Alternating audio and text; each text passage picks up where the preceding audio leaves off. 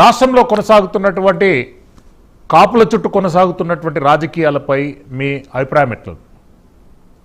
నమస్కారం అండి, ప్యానెల్లో ఉన్న సభ్యులందరికీ అలాగే మీడియా వారికి అందరికి కూడా నమస్కారం. ఈ రోజున మనం రాష్ట్రంలో చూసుకుంటే ఇవాళ కూటమి ప్రభుత్వం రాష్ట్రం మొత్తం కూడా అభివృద్ధి దిశగా వేగంగా పరుగులెత్తా ఉంది.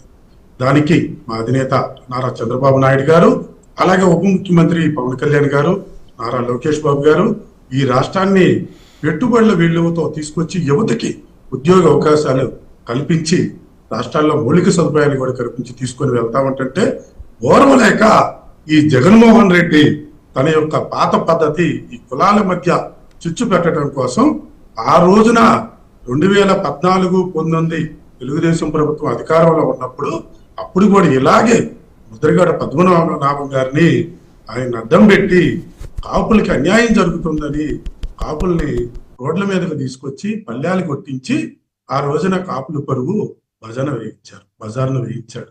అలాగే ఆ రోజున కాపులకు సంబంధం ఎలాంటి సంబంధం లేదు. రైలు రోకో అని పద్మనాభం గారు పిలుపునిచ్చి ఆ రోజున రైల్ని కొంతమంది వైసీపీ గూండాలు తగలబెట్టి ఆ యొక్క అభాండాన్ని ఈ యొక్క కాపుల మీద రుద్దటం జరిగింది. అలాగే మనం చూసుకుంటే ఆ రోజున తెలుగుదేశం ప్రభుత్వం కాపులకు అన్యాయం చేస్తుందని చెప్పి కళ్ళబల్లి మాటలు చెప్పి కులాల మధ్య చిచ్చు పెట్టి 2019లో అధికారంలోకి వచ్చిన ఘనత ఈ జగన్మోహన్ రెడ్డి. మరలా ఇవాళ రాష్ట్రంలో ఇంత అభివృద్ధి జరుగుతూ ఉంటుంటే ఓర్వలేక మరలా ఆయన ముద్రగడ పద్మనాభం గారి పని అయిపోయింది. ఇక మళ్ళీ కొత్తగా అంబటి రాంబాబు గారినో లేదా తోట త్రిమూర్తులు గారినో లేదా పేరుని నానినో ఎవరినో అడ్డం పెట్టుకొని ఇట్లా మరలా సేమ్ ఇదే సీను రివర్స్ చేయటానికి జగన్మోహన్ రెడ్డి ఇవాళ రాష్ట్రంలో పనిగట్టుకున్నాడు. నేను ఒకటే చెబుతా ఉన్నా, ఈ రాష్ట్రంలో కాపులు అవ్వచ్చు, ఎవరైనా అవ్వచ్చు, మొత్తం కూడా కూటమి ప్రభుత్వం పక్షాన ఉన్నారు, అభివృద్ధి పక్షాన ఉన్నారు. నారా చంద్రబాబు నాయుడు గారు, పవన్ కళ్యాణ్ గారు, అలాగే మోదీజీ గారి నాయకత్వంలో ఈ యొక్క రాష్ట్రం అనేది కూడా అభివృద్ధి చెందుతుందని స్పష్టంగా యువత తెలుసుకున్నది.